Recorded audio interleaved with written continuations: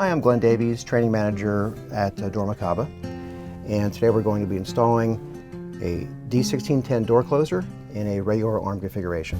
I'm going to start out by applying the cylinder or body to the door, making sure that I have the adjustment screws for the sweep and latch towards the hinge edge and the backtrack valve towards the latch edge of the door. So, since it's a wood door, we're going to be using wood screws to fasten this on.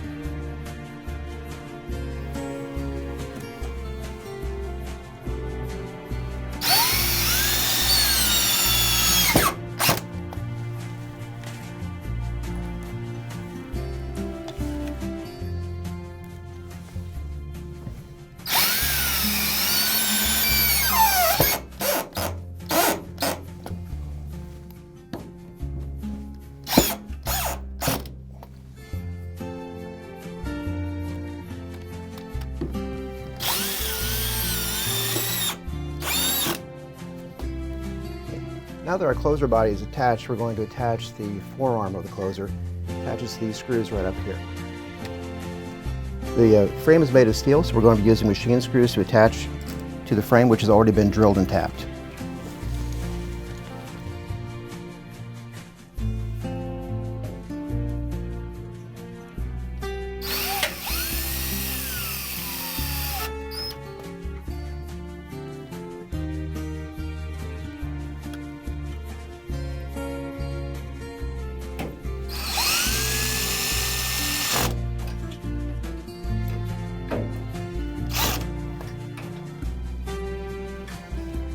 Okay, next up we're going to put on the main arm, and that'll sit straight out or perpendicular to the door frame. And we're going to adjust this arm to make sure that the two are mated together correctly, where the forearm sticks out at a 90-degree angle and the arm is preloaded, the main arm is preloaded to provide a little extra closing force, otherwise the door could kind of vibrate with the breeze and not latch correctly. So we'll just go ahead and we'll snap that in position, and we're off a little bit. So I need to draw it in a little further, which means just a couple more turns and test it. And again, I want it to be just about perfectly perpendicular if at all possible. So now that we have the arm applied, we want to make sure that we tighten down the lock nut. It takes up the slack or give in this and makes it not so loose. We'll spin that around until it's snug, and then tighten down with a wrench. Now that I have the arm in place, I want to fasten it with screws. So I have a screw and a washer for the main arm.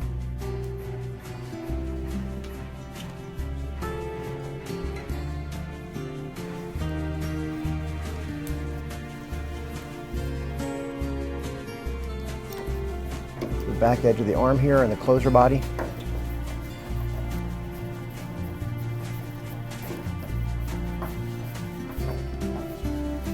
Making sure it's good and tight, and also a screw and washer for the connection between the two arms.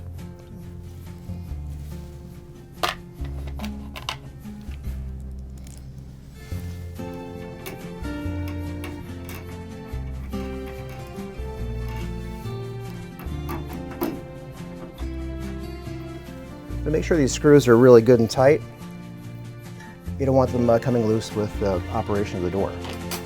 Okay. The next thing I want to check would be the speed of the closer, making sure that the sweep and latch speeds are not only correct to meet handicap code, but not dangerously fast where you could injure somebody. So I'm going to open the door and see what kind of speed we have.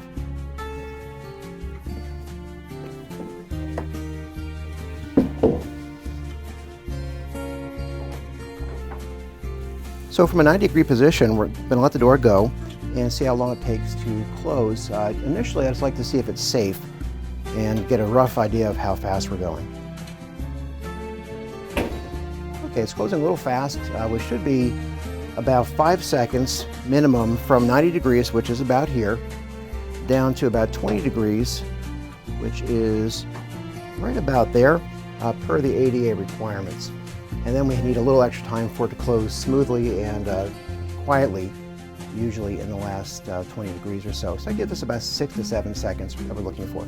I'm going to get my phone here and time this, see how long it takes to do this, and from 90 degrees to fully shut, and then make my adjustments.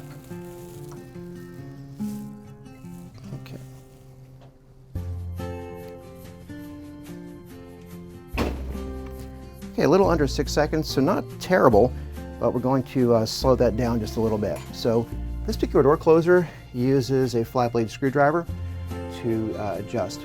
And so adjustment screws are on this edge here. So I'm going to tweak them a little bit and have it slow down a little bit on the sweep. That's the main portion of the swing, and quite a bit on the latch so it doesn't bounce and clunk at the end there. So, okay, so my number 1 screw is my sweep, just a little bit, and a little bit more for my latch, and then we'll open it and keep adjusting as necessary.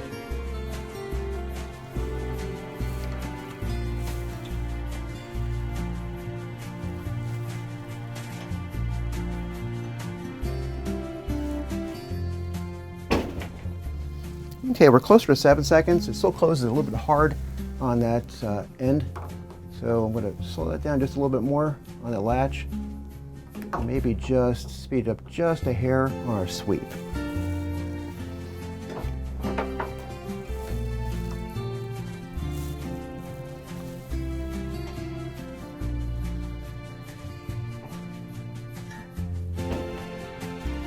Okay, closer to 7 seconds again. Still closing a little bit louder than I'd like it to be on the end. It's acceptable, but I'd like it a little bit quieter. So one more little tweak, and we'll just see how it does that little last bit of the closing.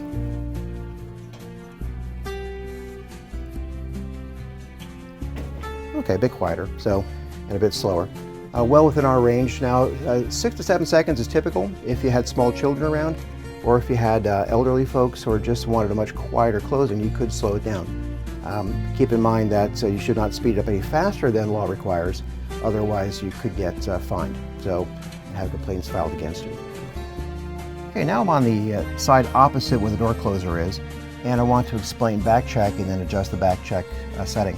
So Backtrack is similar to an automatic brake, and so as the door opens, it'll decelerate the door, preventing it from hitting whatever's behind it. Now this door can go 180 degrees, but I'd like it to start decelerating a lot quicker than that. So I'm going to close it and push it open fairly quickly and see how far it goes.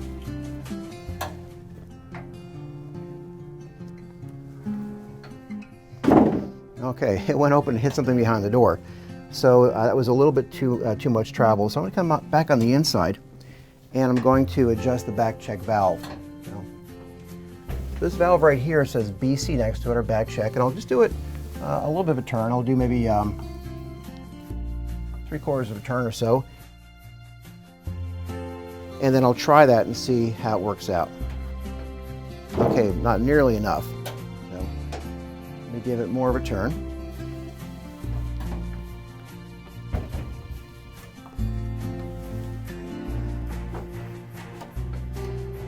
Okay, so you can see it came open to about 120 degrees or so, and basically stopping it from going any further. That's a little abrupt.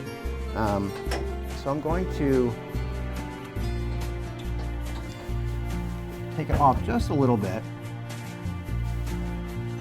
and try it again.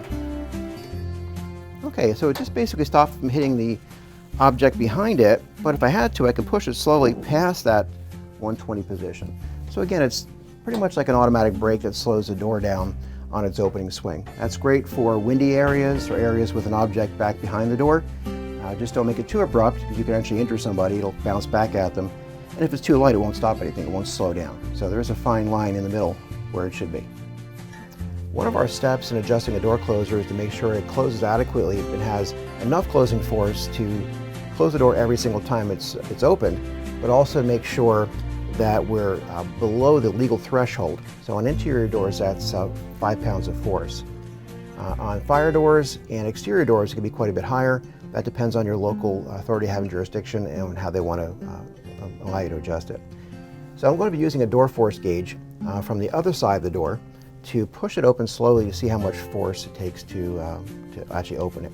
This has a kilograms and pounds scale, so you obviously want to make sure you're on the correct scale when you're doing that for whatever country you live in. And I'm going to walk the other side and show you where we apply it, then I'll close the door and push it open and see how much force it took. So I generally will apply the door force gauge right about where your hand would go to push the door open. Some folks say it's okay to apply it about 1 inch off the edge. I'd rather have it be a little stricter because that's probably where your local inspector is going to try it. So I'm going to go ahead and close it. I'll apply this to the door and slowly push it open, pushing it open, and it should compress where the pin goes in on this door force gauge and marks off with the O-ring how much force it took to open the door. You do it slowly so you're overcoming the spring tension of the door, not fast where you're overcoming the weight of the door.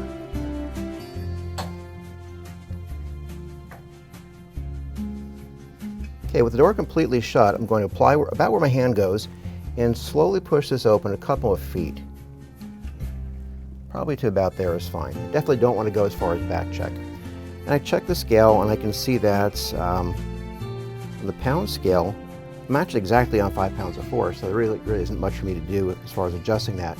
However, let me show you how to adjust it for maybe a heavier application where you might be required by law to have a fire door shutting more reliably. So I'm going to go ahead and close this. And this particular model, the D-1610, uses an Allen wrench to adjust it. You always want to adjust the spring force with the door closed. It's much easier, and it's easier on the closer itself. You can see a small socket there for the Allen wrench, which is included. And I'm going to increase spring tension by turning this around probably about 3 times or so. So I'm going to do a few roughly half turns here.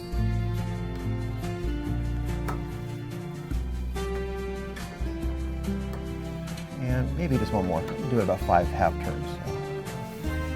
Okay, I'm going to go to the other side of the door and see how much additional spring tension was added.